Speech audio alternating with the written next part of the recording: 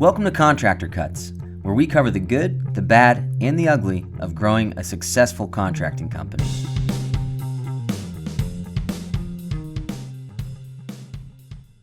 Welcome to Contractor Cuts. My name is Clark Turner. And I'm James McConnell. Thanks for joining us again this week. So today we are talking about how to land every client that you want to land.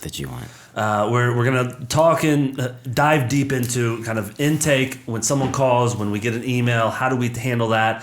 And what's the least amount of work to give the most amount of effort, right? In terms of converting a new client into signing documents with you. So diving into that topic, James, let's walk through kind of a normal intake for you. And I think baseline of this podcast, we aren't going to do small jobs. We're not going to do new builds. Let's do like the $50,000 to $200,000 renovation, new addition, kind of the heavy lifting stuff. Because the smaller jobs are a little bit different, a little bit lighter. You can take kind of what we're talking about today and kind of water it down. And then the new construction is kind of a different animal altogether when we're talking about intake. So large scale renovations, large scale additions, that sort of thing, a six-figure job that we're doing. Yeah. Let's walk through start until signature of a job. So when we get the first contact from a client, comes into the website, we get an email, we get a phone call. Hey, you did pigeon, work. Pigeon carrier. A woof. What's this now?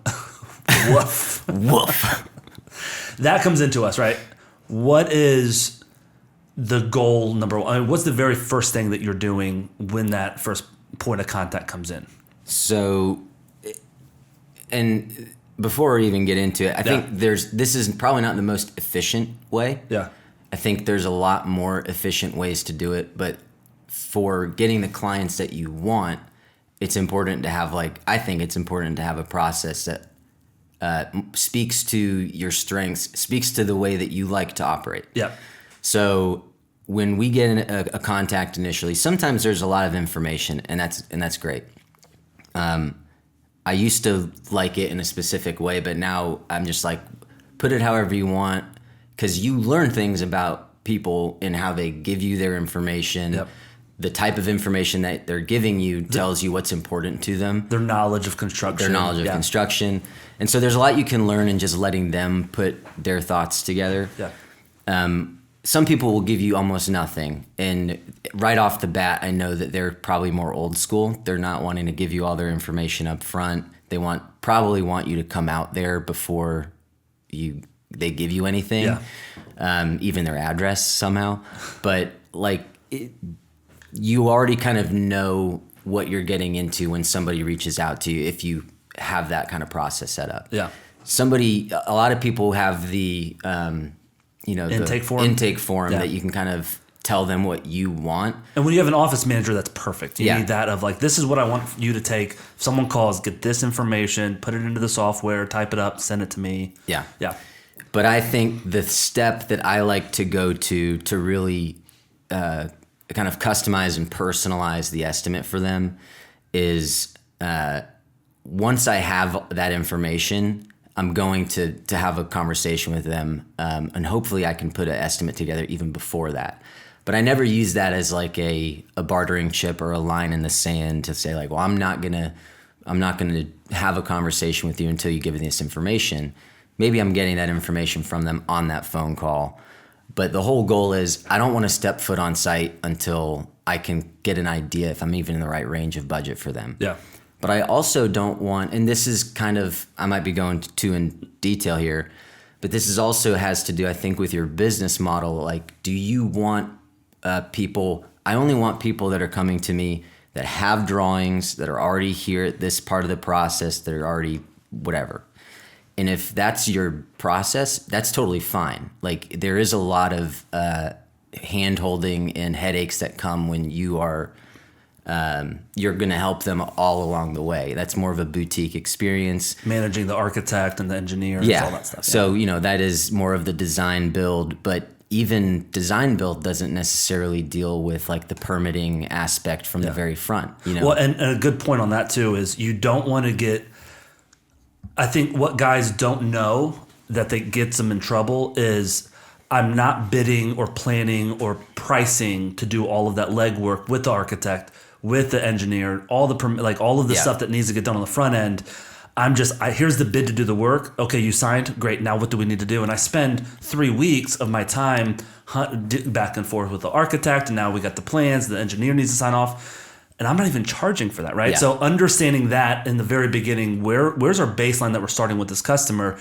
Do you have drawings yet? Do you have plans? And like you said, what's your business model? Am I going to do that? Do I have those contacts and I'm going to boutique the whole thing? Yeah. I'm going to mark everything up, maybe a cost plus model or a line item that's going to charge for managing that stuff. But yeah, you got to understanding where I'm starting and what I'm needed for on the front end is part of the first conversation for sure.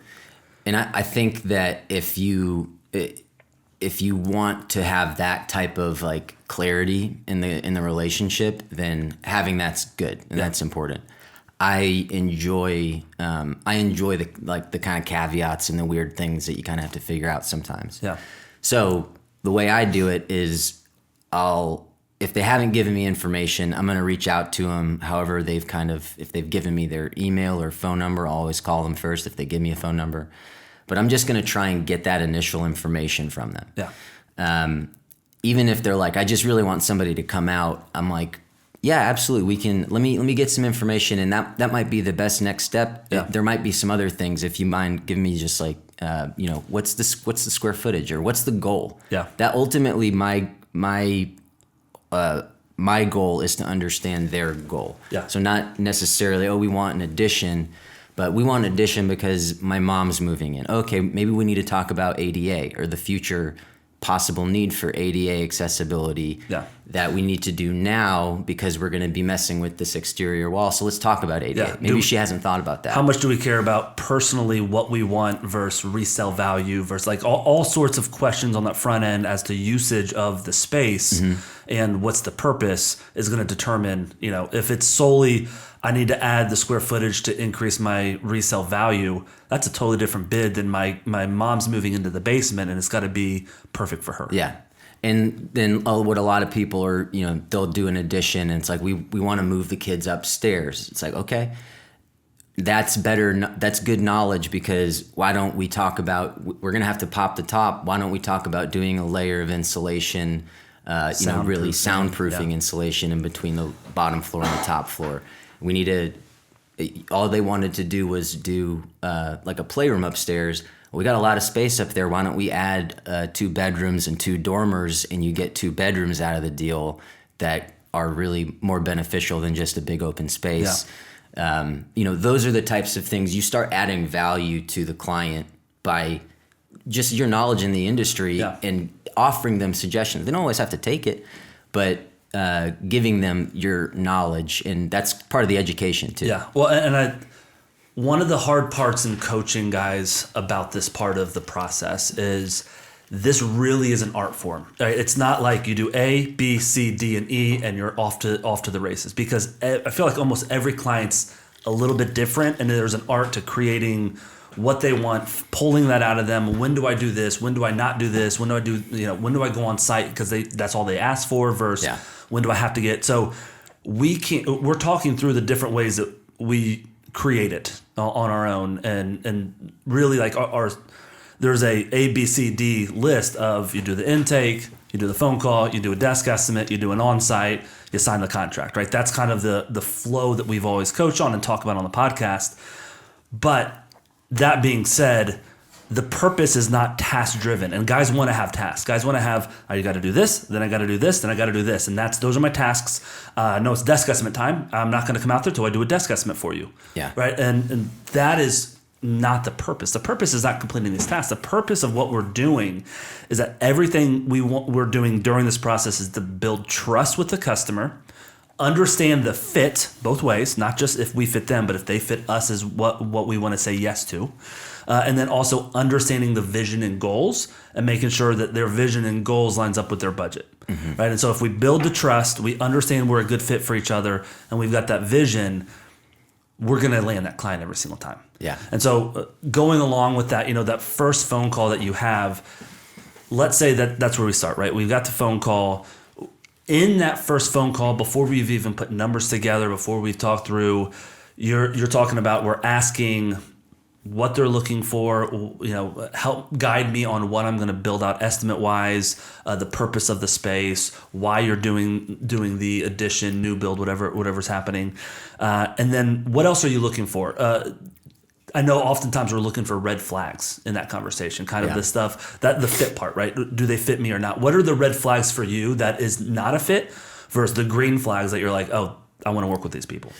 So really the only red flag that I have that's like, I'm not going to pursue this, I'm not going to try with this person, is if even through conversation, the only thing that's going to satisfy them is if we have somebody go out there, they don't want to see a desk estimate, they don't want this. And when I explain it, I've never had anybody say, oh yeah, no, I'd really prefer you just come out. Because the explanation is, I've been doing this for a while.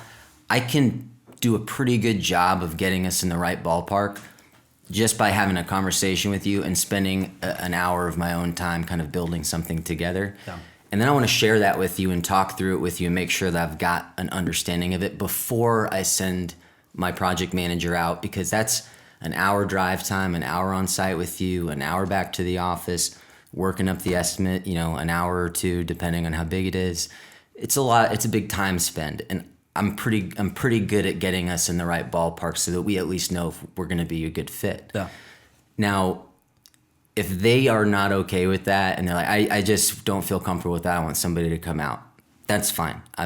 I value my time more than that, because if that's how immovable they're going to be on something that is not costing them anything, what's it going to be like when we have to talk about change orders? These are the types of people that are, customer's always right. Don't you know that? I don't want to enter into that agreement, even if it's a great job, even if I can get the right profit.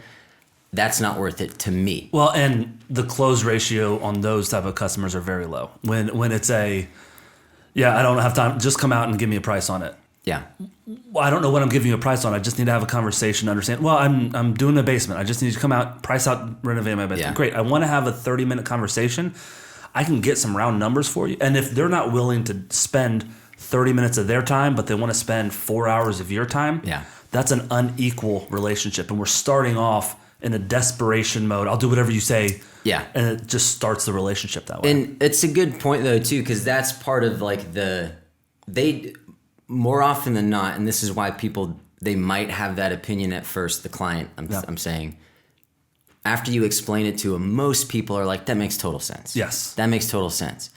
And if they don't think about it that way, then that's fine. We don't need to spend our time. And it has nothing, like, that's just a personal decision for me. I don't want to spin my tires, but I also think that it's a smart business move, because those people you bleed money on those jobs, whether you see it on paper or not. Yeah. I had something you said. Oh, there was a guy the other day, and I really appreciated this. He was having us do an estimate, and he was like, "Hey, I don't know if this is really shitty or not, but I have other guys that I'm estimating this on the same day and like the same time. Like, is that okay?" And I was like, "I appreciate you. That's not shitty at all. I appreciate you saying that. It is pretty uncomfortable going in there and bidding for other people." With other guys around, like you kind of, and I told him, you're not going to get the best bids from these guys, because they're concerned with competing with knowledge and saying stuff that just to say stuff, because they're walking around asking you questions. It's a weird situation, and I'd rather not do that if we could come in at a different time. And he was totally cool with that, totally understanding. Yeah. But it's just like, you need to know where you actually stand on that type of thing. And if you're really hurting for work and you're like, I'll take whatever, maybe you go and do that. But I think it's important to, just like for your mental health, to know what your boundaries are. Yeah. And if you have clients that they don't have the same boundaries, it doesn't mean that they're a bad person, but they either lack the knowledge or they lack the understanding of what your industry is. Yeah. And they're just not the type of person that's willing to accept something outside of their own And that's where the client engagement agreement is masterful at, because it's saying, this is the boundaries, this is what I expect out of you, this is the most you should expect out of me. But again, I'm jumping ahead. That's where we kind of engage post estimate. So at this point, sorry, I've gone off on no, that's good. But at this point, also, I think one attitude adjustment I'd make sure that you would be having as my project manager or running your own company is, this isn't a arms crossed, I don't know, what do you got for me, right? It's not a power move. It is more of a, hey, I want this to work. Let me try to get us to the finish line. I want you to walk beside me because we're going to do this, right? And it's the attitude of, I'm trying my hardest to make this work. So even if it's like this person is kind of that blunt on the phone, no, I don't have time for that. Just come out and give me a price.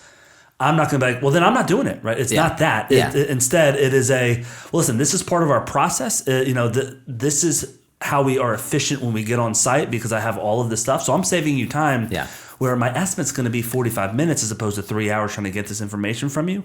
So this saves us time, and this is just part of our process. Well, I don't care. Just come out here. If we can't get this part of it done, I don't know if we're the best fit for you. Is more the conversation that we like to have. And it's the old adage, you don't ever have to throw the baby out with the bathwater. Like, it might feel good in the moment to be like, F you, dude, I got my time's more valuable than that. And like, we don't need to stand on a soapbox about it. You leave it with, I totally get it. And you've already explained to him, this is why I like to do this. This is why it's my process. I think that I'm more accurate. I think it's more efficient in the long run. I think I capture more information than the other guys that you're talking with because of the way that I do my process. And if they're still not okay with that, I totally get it. If you need to revisit that at any point, I'm here. Give me a call. I'm happy to help. Offer to look at their scope. I'm happy to look at your scopes and see if there's any holes in it that you're like, they have nothing to lose. No one's ever taken me up on it. But I'm like, we're not burning bridges. Don't burn the bridge, because how many times have we had people come back and say, hey, we need you to come in and I'm 2 months into this guy and the guy took my money and ran. And we've stepped in on a lot of projects like that. And it's because you don't need to burn the bridge. You don't need to throw the baby out with the bathwater. Just stick to your processes. Cool. So we had the first conversation. The client wants what? Sorry, flags. Red flags. We had one flag, and here's just a kind of a random list of other things that I'm paying attention to in conversation. Okay. Do you have kids? How young are they? Are you living in the house? Are you living in the house? Are you planning on living in the house during the renovation? Is there any way that you guys might be doing? And these are, you don't need to hit them with all these right up at the front. So actually, let me pare this down. Do you have kids? How young are they? Do you have pets? Like, how are they kept? Because these are the types of things that over the course of the project become problematic. You can't ask this, but hopefully they tell you, we're expecting a baby. Like, I've had so many of those. We're expecting a baby and we're doing the project for that reason. I'm not going to get into it with them at that moment, but not necessarily, we're not going to hold that conversation, but after we have gained some rapport, that's a conversation that we're having. Hey, kind of the client engagement agreement. Like, let's talk through. Yeah, but I'm talking way before the CEA happens. We're reviewing the project. Like, before we even go on site, we might have the type of rapport where I can say, so just your timeline, you got a baby coming. This is stressful already. And I don't want to pause or, whatever. I just want to make sure that we really talk through what that's going to look like when we actually start working. And you guys are sleep deprived and the baby has nap times and guys are ringing the doorbell even though we hung the sign. Saying they don't ring the doorbell. So there's those types of things that I'm always looking for. I think the question that we've got on our intake form, I think it's even on our website, is there anything affecting your timeline? Like, I forget the way we phrase it, but something about like, do you have a set timeline? And if there's anything that's affecting it, meaning, I have to be done by January 15th because we're throwing a wedding, whatever it is. I need to know that information up front, because if I think I can get this project done in 2 months, great, but I need to know that I've got a third month just in case something goes wrong. And so kind of having those conversations up front is good. So yeah, where are we? So that's the front end conversation, and again, that's going a little deep in it. But that's if you're on that front end conversation for 30 minutes, kind of getting more information. But that whole first conversation is I'm trying to get the trust built. I'm trying to see if we're a fit, and I'm trying to understand your total goal with what we're doing. Yeah. From there, we're also trying to get a bunch of information from them. I'd like to get a budget. People 50-50, 75-25 want to give you a budget, don't want to give you a budget. And so understanding kind of the budget where on our website, it's even, 10,000 to 25 to 75, kind of ranges, trying to understand where they're at. Because if someone needs an addition and they've got a $10,000 budget, we're not coming out there. Yeah. And so understanding that type of information, how far along on the process are you if you're doing an addition or new build, in terms of engineers, architects, that sort of thing. Once I gather all that information from that first call, you're kind of deciding a couple of different things. But this is where like the art part comes. Yep. It's hard to like be on that date if you've got a list of questions. Like, okay, great. So do you have a set of drawings yet? Okay, wonderful. Do you have and then you start using like these do you have a plat? Do you have are there any easements? Like, you're going to overwhelm them, and you're not going to get on that next call because they're like, yeah, they knew what they were talking about, but God almighty, like, I don't know, like I need to have my Google up while they're talking. Yep. So there's certain things, like if it's fit. You're going for fit and purpose, not task of I got to ask all these questions. Yeah. So like we're doing an addition. Okay, great. Are we talking about our ROI? Is that important to you? You don't need to go into a ton of detail if they're like, no, but it opens up all of the conversations. Like, okay, ROI is important. So if you want me to accomplish this, are you okay with me taking some liberties in some areas to get this into a more attainable budget? In my mind? Great. There's other ways to kind of figure out where they're at in terms of the budget. There's numbers that you can kind of throw out while you're just talking. But I typically, if they're not willing to give me a budget, I'm okay with spending some time and figuring out what I think is feasible. Because, and this could be a whole different topic that we talk about, but like, this is the time where you can actually really invest in like your paperwork and your pricing and your numbers. So you don't always just need to look at doing these estimates as an opportunity to land work, but every time you're doing a big estimate is a huge opportunity. Education. To pricing, to learn more about the process, to like dig in. I don't know much about concrete. I'm going to really dig in and. It was like the barnuminium one that we were doing, where it was.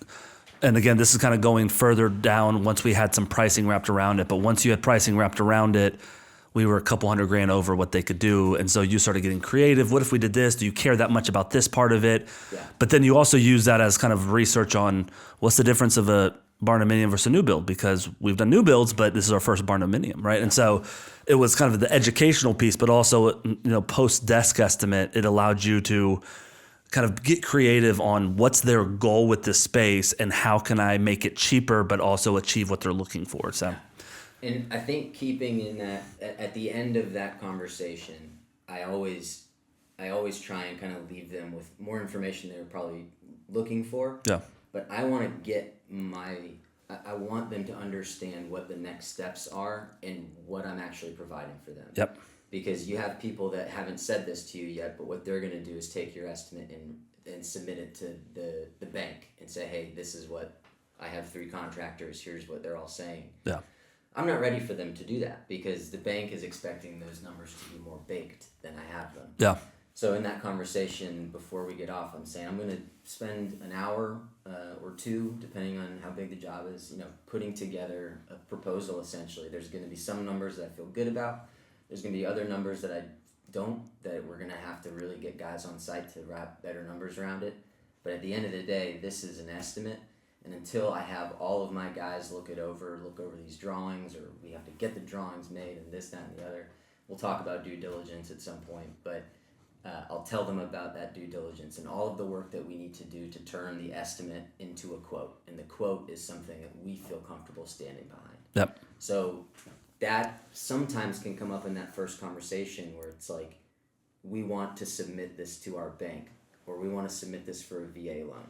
Well, we need to be more accurate with our numbers then. I can't just give you a desk estimate or even a site estimate in a lot of cases. Yeah, but even the data of I'm trying to submit this for my loan means, that's where they're at in the process. Mm-hmm. They've already talked to the loan officer. They're looking at their money. They've got pre-approved. So that, again, maybe I'm skipping desk estimate coming straight on site because that sort of information changes the ability of moving quicker. Yeah, but I think that's is part of like, what's your process and what's your model? I'm not always trying to move quicker. I'm really trying to, and this is a luxury when you can have a smaller setup. Yeah. If you've got like a couple project managers and you're not like, scaling is not really necessarily what you're looking to do. I understand there's probably, like I said earlier, there's probably a more efficient way to do it. But what I have found is the process is so much more enjoyable when you can take the time that you actually need. Yeah. And even if your client is trying to push you to go faster, you need to be the one to say, I get it, I know we're all anxious to get going. And this is where the education comes in. I have to do this before I can do this, and I have to do this before I can do this. That means we have to spend X amount of money up here. So we have to make a couple decisions and get a good understanding before you start spending your money. And that's what we're trying to do. Yeah. I don't want you to spend money until we feel like we're in a kind of a good spot. And then let's really tighten it up so that when this project, we're 6 months in, there's not a $20,000 change order that affects your ability to get this project complete. Yep. There's a lot of like conversations that take place, and it's too much to go into, but there's so many ways to get people to understand what you need to be doing to put together a complete quote for them. And when they understand that, it makes the whole process really easy. Cool. So you do that. That's the front end, first conversation. We've got that done. You've checked them out. You've checked the red flags. You are now you've let them know what the next steps are, right? That's kind of the end of that conversation. What I need to do, what I'm going to pull together. I'm going to put together a desk estimate for you. The next step for you, ideally, is putting a desk estimate together. It's not coming out there, though we sometimes do go out there. I'm going to schedule, before I get off the phone with them or my email, I'm going to schedule a review. So in a couple days, I'm going to have this stuff together for you. Let's get it on the calendar. I'm going to send you a Zoom link. That way it's on our calendar. And now I've got kind of a time frame where I can get my estimate together. So, go ahead. No, you go ahead. You're about to. No, I was gonna keep going. I was just gonna say the after you do that, between sitting down and writing up that estimate on a desk estimate and putting some time into there, we'll talk about that next. What type of research and time that you're spending and not spending between that phone call and doing the desk estimate? Because I know what you do is you like to show up to that desk estimate to impress them. Mm-hmm. And so what's the level of research and what type of things do you do that can really impress them to make sure you land that client? So obviously everybody's kind of got their own way they evaluate their clients. And depending on how I feel about that client is really going to be how much time and how many resources am I going to use to like get the information. Yeah. And when I say resources, I mean like ChatGPT is one that I use for specific things. The county, city websites, looking up, what information exists out there currently. There's sometimes they have plats already there, and I can find out where the septic is. I can find out where the property lines are, and if setbacks and all that stuff. Yeah. Be in conflict with setbacks. There's a lot of information that you can find out there for free. Yeah. And as I'm putting that together, I'm thinking through things like there's a PropNet or PropWire. There's one you can look up and see like what their equity is. And there's a ton of other information, but you can see like how much is paid off, which is kind of creepy. You can get your name removed and everything, but most people are on there, and you can find out how much equity is in their house. So you can even come to them with an option of like, yeah, this is an expensive renovation, but you've got this much equity. or you don't. I wouldn't say. Yeah. But do you have a lot of equity? Because you could think about a HELOC, and that would give them the cash, where it makes it so much easier for you as the contractor or whoever to be engaging with them, because when the cash is there, it's like, okay, we can do the thing we wanted to do, and they're not beating you up on the budget to give them a product they're not really going to be happy with. I don't have any connection with anybody with HELOCs, and I always tell them, but I don't sell the product. This is like, not everybody still knows about them or uses them. Yeah. Or, well, and what's great is it doesn't take 3 hours of research. No. Excuse me. It doesn't take 3 hours. It takes 15 to 20 minutes. I've got a couple websites I can go check. And when I sit down to do a desk estimate, I've got their plot pulled up in front of me. I've got some really impressive stuff where it's like, oh, this guy's doing his homework. And we're building the trust that, like, attention to detail. This guy knows what he's talking about. He's spent, I mean, when you pull up 3 or 4 docs that you found on public websites, it takes 10 minutes to find that stuff if you know what you're looking for. And at that point, you're sitting down with them and they're like, oh my gosh, this guy spent 2 days of research on this to put this together. I mean, I pull up Freeform that, like, it's on Mac, and everything that I'm doing, it's like basically a project board, and I'm putting all of my resources that I'm using, I like put them on there, and then when I'm reviewing it with the client, I just pull up that Freeform, share my screen, and I'm clicking into everything. It's got my notes and stuff, and it looks probably a little bit messy because my notes are, odd, but it's got like the documents sitting there. You can go in and out of them, and that is a really impressive thing, and it's helpful too if you're more like, we've got those pads where you can kind of draw stuff on it. Yeah, it's more fun, and it's actually like engage with the actual project, and this is more of a headspace thing. Like, if you don't enjoy that aspect of it, like, this isn't going to be fun for you, and if it's not fun for you, you're not going to put out a very good product. It's going to be stale. Yeah. So honestly, all of the ways that I've tried to start doing estimates, honestly, I have more of a pull on, like, what's engaging me. Yeah. Because when it's a lot more enjoyable, and the person gets a lot better product. So doing the research and finding out all that stuff is fun for me. And when it's fun for you and you're enjoying that stuff, you're landing the client. They trust you. They're building that side of it where it's like, this is the guy that I want to build my house, or this is the guy that I want to do that, spend $200,000 to do the additional space that I'm putting on the house. So, well, a great example is, we had a client just yesterday reach out. She's been quiet for 8 months. She stopped communicating, but because of the front end work that we did, they didn't do the project. They are not even going to do the project. They reached out just yesterday or the day before because they want to do an addition now. Instead of a small $13,000 project, they now want to do an addition. So we didn't land them because we did a great job on their project. We landed them, or we have the opportunity now to land them, because we did a great job on the front end. Yeah. So it's not wasted. Yeah. If you leave it in a good spot with them, it's not wasted, because they're going to tell their friends about a really different front end experience. Even if you were too expensive for them, or they ended up selling the house instead of renovating, they're going to tell people about it if you impress them. We've had referrals from non-customers, right? Like, oh, I got your name from this person. I think we did an estimate for them a couple of years ago, but we never landed anything. And it's just because if you can impress them on this front end with the intake phone call, the caring for them and their vision and their goal, a little bit of research, and then sitting down with the desk estimate that you've put together and saying, okay, this is what I see, this is what we talked about. That's really that's compared to the guy you're bidding against, who they called the first day with you, right? I've talked about this plenty on the podcast, but I'm on the note taker on site who's just writing some notes down and sending over an Excel spreadsheet of some ballpark pricing versus. That's a nice one. Yeah. The Excel spreadsheet. Yeah. Yeah. And what you're competing against is, they called you today, James and this other guy have the same phone. Jared.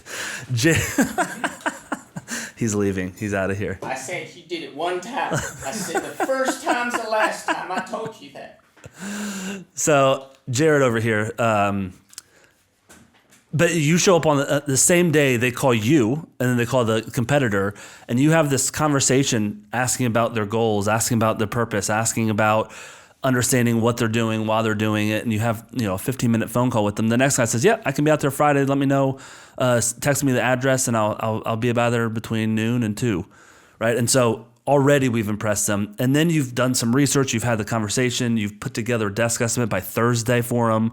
So they've already seen numbers from you. You've already done some research. You've got a bunch of stuff put together, and your competition hadn't even been on site yet, or doesn't even know the last name of the homeowner, right? And so it's getting that. If we can sell and get that bond ahead of time, to where it's like, when I finally come on site on Friday, we're on our third date, where the other guy that you called is on his first date with you, taking notes on site, and it's a very unpleasant experience with him just sitting around taking notes and asking questions and measuring walls, as opposed to us, we're on our third date with them, right? And so that's the goal of landing every single customer.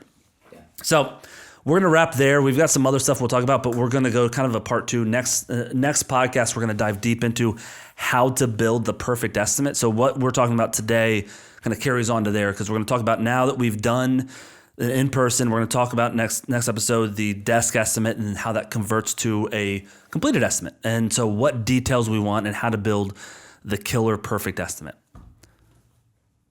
Any final words? Yeah, I forgive you. Thank you. I appreciate that. All right. Signing off for Jared and Clark. Talk to you later.